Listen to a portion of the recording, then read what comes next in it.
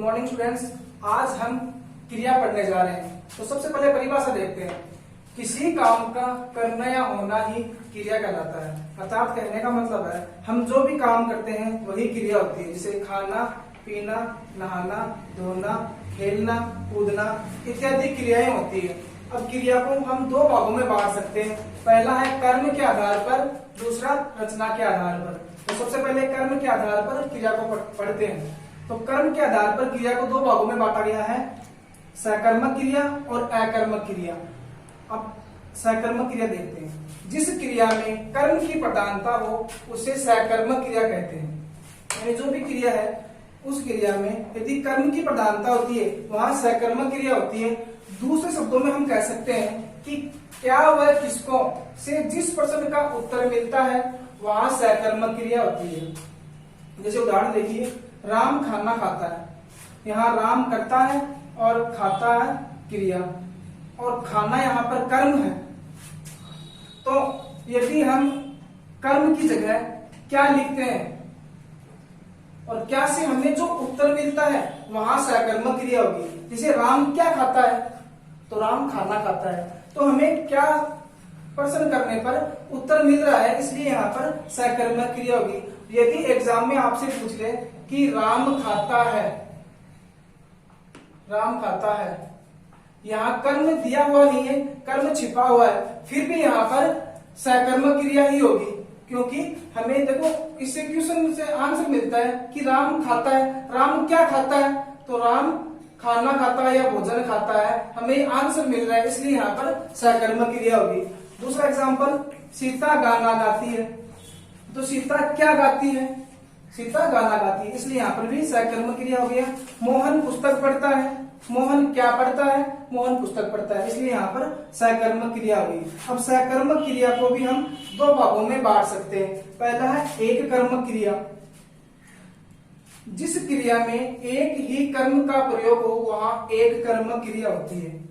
यानी कि जिस क्रिया में एक कर्म का प्रयोग किया जाता है वहां एक कर्मक क्रिया होती है। जैसे सोहन दूध पीता है, तो यहाँ दूध कर्म है और यहाँ कर्म सिर्फ एक ही दिया हुआ है, इसलिए यहाँ पर एक कर्मक क्रिया होगी। दूसरा एग्जाम्पल, मनीषा भोजन पकाती है। तो यहाँ मनीषा करता है और पकाना क्रिया है। तो यहाँ पर भोजन जो कर्म दे रखा है वो एक ही कर्म दिया हुआ है, इसलिए यहाँ पर भोजन कर्म हो गया और इसमें एक कर्मक क्रिया हो जाएगी। स्टॉप तो कर्म कितनी बार की थी भाई साहब, देखेंगे। दूसरा है द्विकर्मक क्रिया। देखो नाम से पता चल रहा है द्वि मतलब दो। जिस क्रिया में दो कर्म होते हैं वहां द्विकर्मक क्रिया होती है। जिस क्रिया में दो कर्म प्रयुक्त हो वहां द्विकर्मक क्रिया होती है। उदाहरण देखिए, शिक्षक छात्रों को पढ़ाता है। यहाँ शिक्षक तो कर्ता हो गया और पढ़ाना क्रिया हो गई। यहाँ पर शिक्षक छात्रों को पढ़ाता है, तो शिक्षक कर्ता हो गया और छात्र यहाँ पर कर्म हो गया और दूसरा कर्म हो गया पढ़ाना। तो शिक्षक छात्रों को पुस्तक पढ़ाता है, तो एक कर्म तो हो गया छात्रों को, दूसरा कर्म हो गया पुस्तक। इसलिए यहाँ पर दो कर्म प्रयुक्त हो रहे हैं, तो यहाँ पर द्विकर्मक क्रिया हो जाएगी। उसी प्रकार दूसरा उदाहरण देखिए, राजा भिखारी को धन देता है। तो राजा यहाँ पर कर्ता हो गया, भिखारी कर्म और धन भी यहाँ पर कर्म हो गया और देना यहाँ क्रिया हुई। तो एक कर्म तो हो गया भिखारी और दूसरा कर्म हो गया धन। तो इसलिए इन उदाहरणों में दो कर्म का प्रयोग किया जा रहा है, इसलिए यहाँ पर द्विकर्मक क्रिया होगी। अब आगे देखिए अकर्मक क्रिया।